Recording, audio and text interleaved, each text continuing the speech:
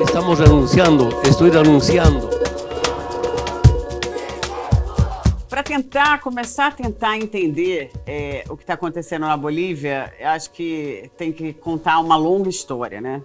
A Bolívia é um país que, desde a sua independência, em 1825, teve uma longa história de golpes contra golpes, revoluções contra revoluções, governos instáveis. Para vocês terem uma ideia, antes do Evo Morales ser eleito pela primeira vez em 2005, entre 2000 e 2005 o país teve 4 presidentes.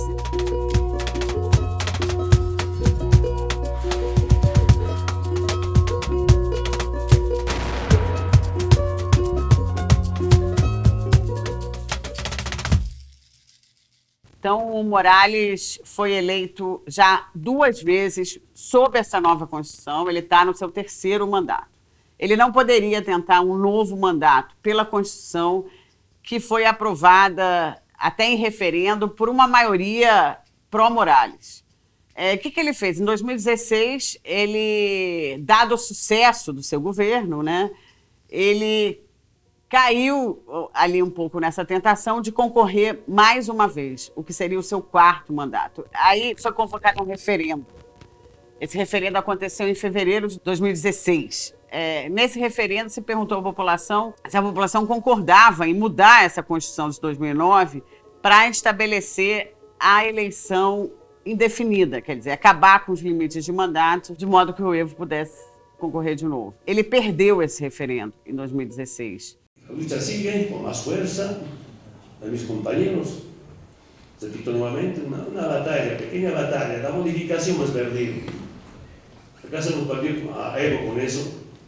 ¿Acaso Evo está enterrado?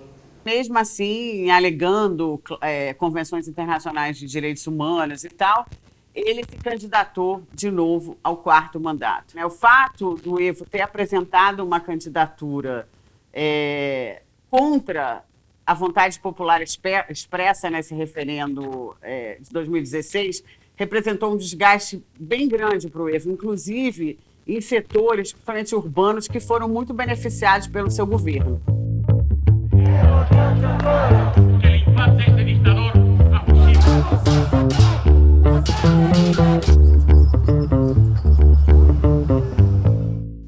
A eleição aconteceu em 20 de outubro, a oposição conseguiu se unir em torno de um candidato ali, que é o ex-presidente Carlos Mesa, e nessa eleição, mesmo considerando os resultados oficiais, o Evo, pela primeira vez, não teve mais de 50% dos votos.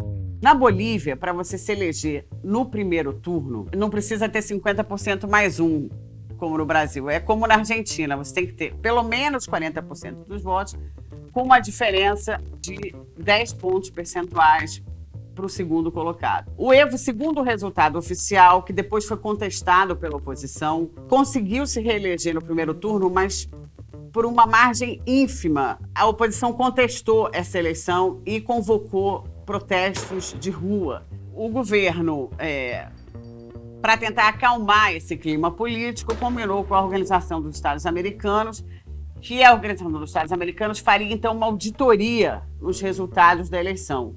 E que essa auditoria seria vinculante, quer dizer, o que a auditoria concluísse, o governo e a oposição iam aceitar. O resultado do informe de auditoria será vinculante para as 2 partes. 3 semanas exatamente depois das eleições, o dia amanheceu com a divulgação de um resultado preliminar dessa auditoria da OEA. Dos votos, né, da apuração dos votos. É bom dizer que a auditoria não fala em fraude, nem em fraude intencional. A auditoria aponta irregularidades na contagem dos votos e diz que, embora a vitória do Morales na eleição seja uma coisa indicada pela auditoria, quer dizer, seja certa, não é possível afirmar que ele venceu no primeiro turno, quer dizer, que ele teve esses 10 pontos de diferença sobre o Carlos Mesa, que era o segundo colocado. A OEA, a partir desses resultados preliminares, sugeriu a convocação de novas eleições e também que fossem nomeados novos juízes para o Tribunal Supremo Eleitoral, que é o TSE deles. Então, o Morales começou o dia ontem, bem de manhã cedo, propondo, então, a convocação de novas eleições. Quer dizer, ele aceitou os resultados da auditoria da OEA e as sugestões da OEA diante do resultado dessa auditoria. Então, a partir daí, já tinha uma dinâmica de radicalização muito forte da oposição. No próprio sábado, a casa do presidente da Câmara, a casa de um governador pró-Evo, tinham sido incendiadas. Na semana passada, uma prefeita de uma cidade perto de Cochabamba, pró-Evo, tinha sido sequestrada e obrigada a caminhar na rua toda pintada de vermelho, com cabelo. Então tinha uma tensão muito grande.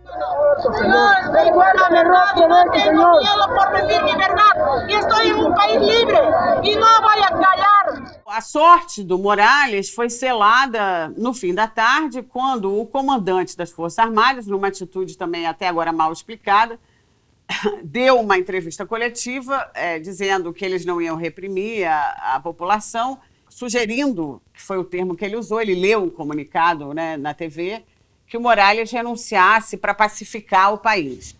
E luego de analisar a situação conflictiva interna, sugerimos al presidente del Estado que renuncie a su mandato presidencial, permitiendo la pacificación y el mantenimiento de la estabilidad por el bien de nuestra Bolivia.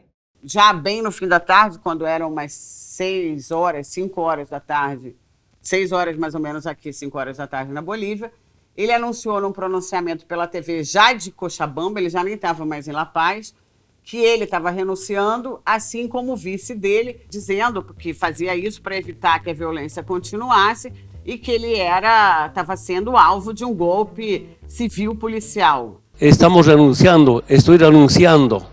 Lamento mucho este golpe cívico y algún sector de la policía puede emplearse para atentar contra la democracia. Essa tragédia ali devolve a Bolívia para uma situação de instabilidade que o país viveu durante muitos anos, né? Até 2005.